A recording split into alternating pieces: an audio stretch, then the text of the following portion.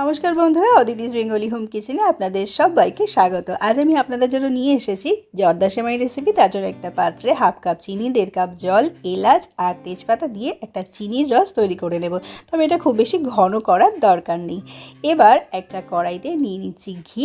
এবার দিয়ে দেব লাচ্চা সেমাই।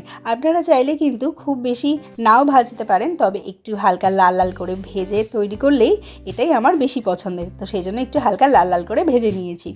আর এদিকে আমি যে চিনির রসটা তৈরি করে নিয়েছিলাম সেটা একটু ঠান্ডা হয়ে গেছে। তো তার মধ্যে আবারও আমি গরম হতে বসিয়ে দিয়েছি আর ওর মধ্যে দিয়ে দিয়েছি কিছু ড্রাই ফ্রুটস। এবার এই গরম অবস্থাতেই চিনির রসটা দিয়ে দিচ্ছি সিমাইয়ের মধ্যে। এবার হালকা হাতে মিশিয়ে নিয়ে কিছুক্ষণ ঢাকা চাপা দিয়ে রেখে দিলেই রেডি হয়ে যাবে জর্দা সেমাই। আর হ্যাঁ, অবশ্যই কিন্তু আঁচ কমিয়ে রাখবেন। তো এভাবে আপনারাও অবশ্যই বাড়িতে ট্রাই করুন, আর কেমন লাগলো আমাকে জানাতে ভুলবেন না কিন্তু।